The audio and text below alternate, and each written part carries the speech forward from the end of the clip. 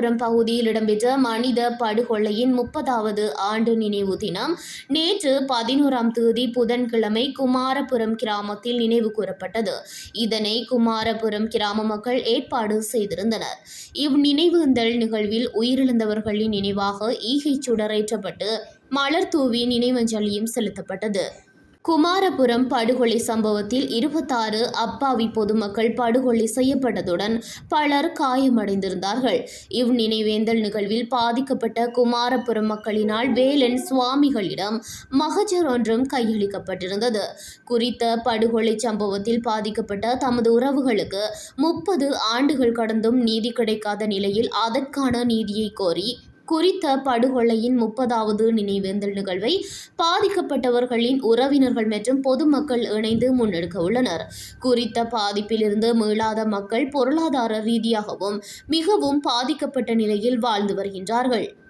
மூதூர் பிரதேச செயலாளர் பிரிவிற்குட்பட்ட குமாரபுரம் கிராமத்தில் அத்துமீறி நுழைந்த ஆயுததாரிகளினால் மேற்கொள்ளப்பட்ட துப்பாக்கிச்சூடு மற்றும் வெட்டுச் சம்பவத்தின் காரணமாக பெண்கள், சிறுவர்கள் உட்பட 26 அப்பாவி பொதுமக்கள் படுகொலை செய்யப்பட்டிருந்ததுடன் 15 வயதான சிறுமியொருவர் பாலியல் வன்புணர்வுக்கு உள்ளாக்கப்பட்டு கொலை செய்யப்பட்டிருந்தார். இக்கொடூர சம்பவம் 1996 பிப்ரவரி மாதம் 11ஆம் தேதி மாலை இடம்பெற்றிருந்தது. இக்கொலை சம்பவம் தொடர்பாக 1996ஆம் ஆண்டு மூதூர் நீதவான் நீதிமன்றத்தில் நடைபெற்ற வழக்கு விசாரணையில் தெஹிவத்தை இராணுவ முகாமில் சேவையில் இருந்த 8 இராணுவ வீரர்கள் சாட்சியாளர்களினால் அடையாளம் காணப்பட்டு அவர்களுக்கு எதிராக குற்றவியல் பத்திரம் தாக்கல் செய்யப்பட்டது.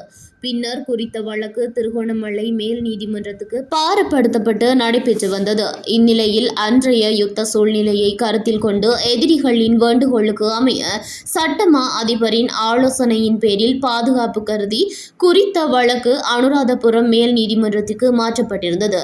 இது தொடர்பான வழக்கு விசாரணை ஜூரிகள் சபை முன்னிலையில் அனுராதபுரம் மேல் நீதிமன்றத்தில் இடம்பெற்று வந்த நிலையில் 20 ஆண்டுகளுக்கு பின்னர் 2016ஆம் ஆண்டு ஜூலை மாதம் 27ஆம் தேதி எஞ்சியிருந்த 6 முன்னாள் இராணுவ வீரர்களும் அனுராதபுரம் மேல் நீதிமன்றத்தினால் விடுதலை செய்யப்பட்டதுடன் அனைத்து குற்றச்சாட்டுகளிலிருந்தும் விடுவிக்கப்பட்டனர்.